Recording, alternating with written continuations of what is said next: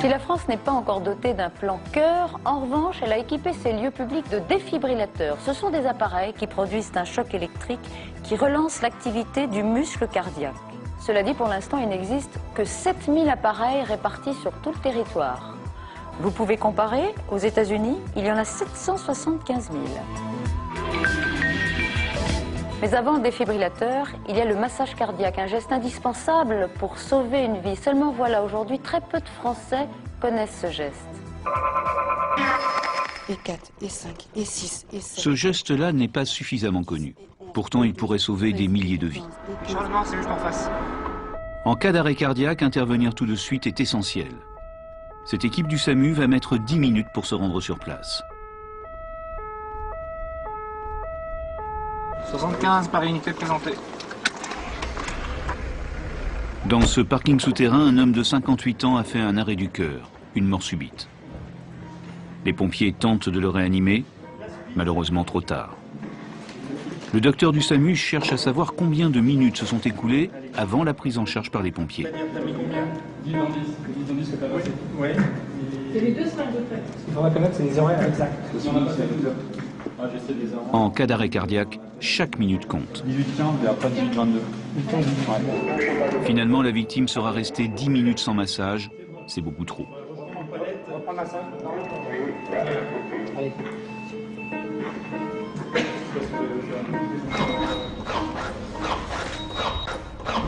Écoutez, c'est un patient qui est victime d'un arrêt cardiaque réfractaire.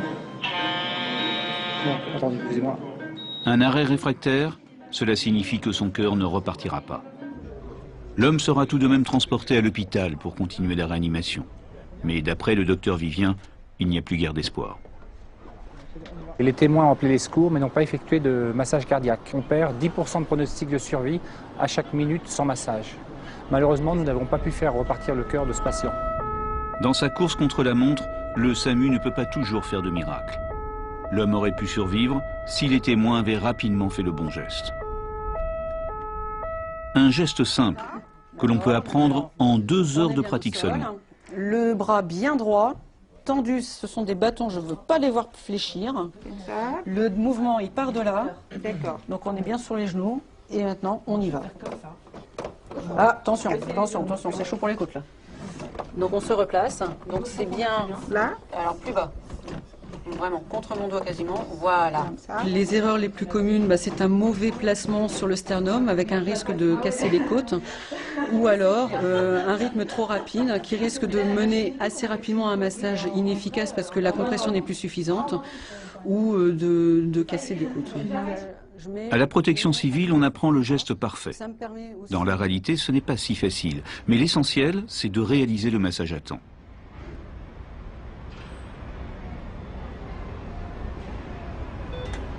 Le SAMU de Paris, bonjour. Mais vous pouvez venir parce que ma maman n'est pas bien, je crois qu'elle est en train de mourir.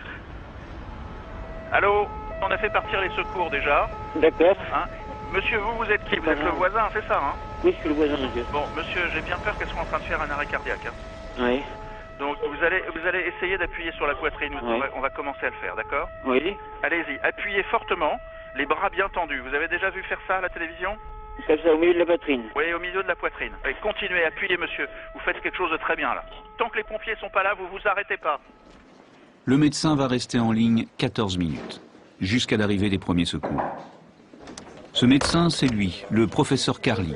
Je vous écoute. Pour lui, agir est essentiel, et tant pis si les gestes ne sont pas parfaits. Ils sont en train de faire le malaise sur voie publique, qui aurait une perdue connaissance. Tout ce qui est entrepris, donner l'alerte, commencer les premiers gestes, même si ce n'est pas des gestes réalisés avec le canon scientifique que l'on voudrait, peu importe. Tout ce qu'on fait, c'est bien. Il ne faut pas avoir peur. Et si parfois, quelqu'un qui a eu des notions anciennes de secours dit « mais je risque de faire d'abîmer une côte ». Vous savez, quand on est mort, une côte cassée, ça ne change rien. L'arrêt cardiaque, si on ne prend pas bien en charge, c'est 3% de survivants. Si on prend bien en charge, c'est 30% de survivants dans de bonnes conditions. C'est 25% de survie, elles sont à notre portée, ça représente plusieurs milliers de vies en France. Vous comprenez bien que ce sujet dépasse donc l'aspect médical, c'est vraiment un aspect de société. Le massage cardiaque, un geste citoyen, un geste essentiel. Pour Pascal, c'est précisément ce geste qui lui a sauvé la vie. Il a accepté de témoigner, mais loin de chez lui. Sa maison, c'est d'abord le souvenir d'un arrêt cardiaque, un matin, dans sa cuisine. Au petit déjeuner, je me suis assis pour prendre mon petit déjeuner, et puis je me suis éteint. J'ai pas souffert, j'ai rien senti. Je me suis éteint comme une chandelle. C'est sa femme qui va le sauver. Immédiatement, elle a le bon geste.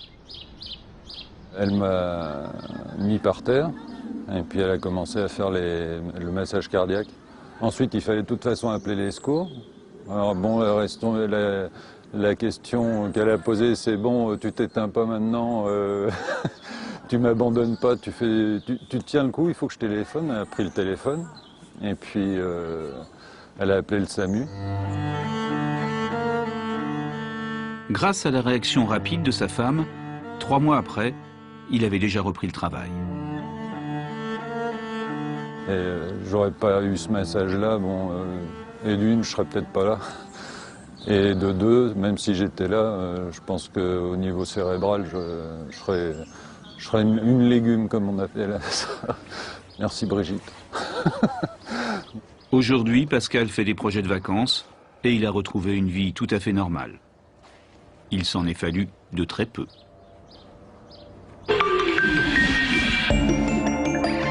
Professeur Beaune, c'est vrai que ce reportage, au début, est très impressionnant, parce qu'on voit finalement qu'on aurait pu, on le voit, éviter la mort d'un homme en 10 minutes. 10 minutes de massage cardiaque en moins, et l'homme est perdu. Tout à fait. Il est extrêmement important que la population française dans son ensemble, ou disons au moins la moitié, soit bien formée aux gestes qui sauvent. C'est capital. Il y a des cœurs trop bons pour mourir, et ceux-là, on peut les sauver. Il y a des cœurs trop bons pour mourir. C'est une belle phrase et qui donne bien l'enjeu, oui. Ça veut dire que la maladie cardiaque n'est pas forcément très sévère, mais elle peut produire un arrêt cardiaque subite. Et ça peut être la fin si on ne fait rien. Donc il s'agit, lorsque quelqu'un a un infarctus, effectivement de réactiver le système cardiaque. Passer 10 minutes, on l'a bien compris là aussi dans le sujet, c'est quasiment impossible. Alors, c'est un infarctus qui peut débuter par une douleur, mais qui peut se compliquer de ce qu'on appelle une fibrillation ventriculaire, qui fait que le sang n'arrive plus au cerveau et la personne s'écroule. C'est l'arrêt cardiaque qu'il faut reconnaître. Il faut appeler le 15, où le médecin régulateur va appeler les secours les plus proches.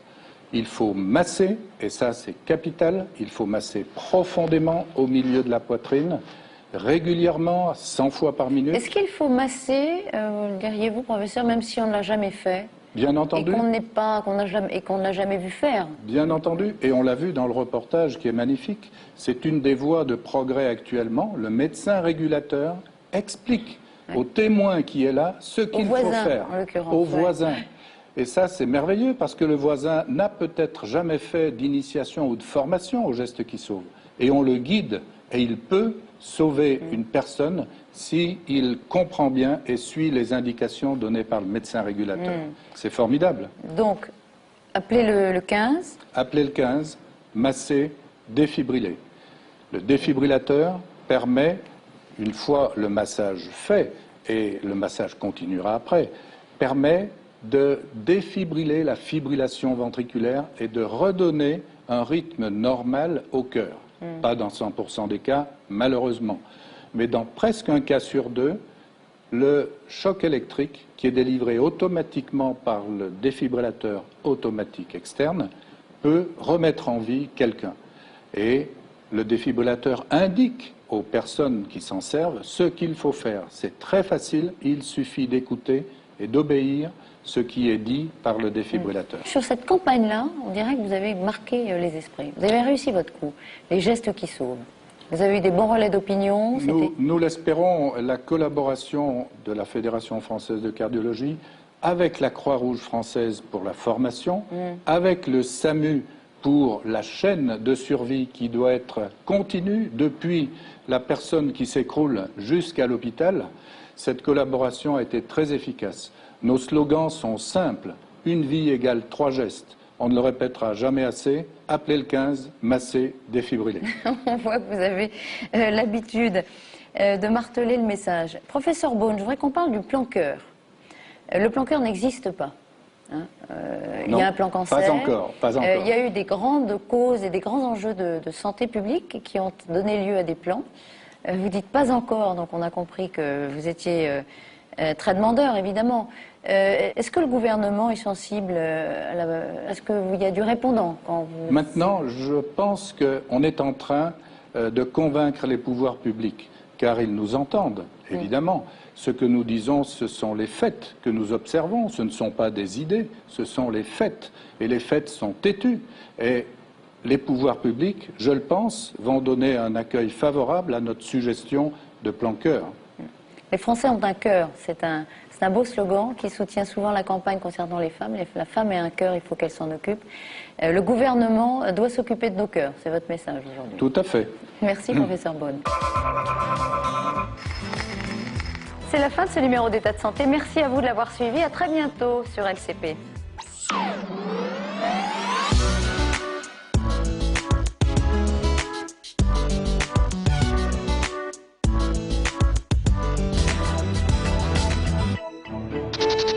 LCP, Assemblée nationale, en partenariat avec la MGEN, première mutuelle santé française, vous ont présenté État de santé.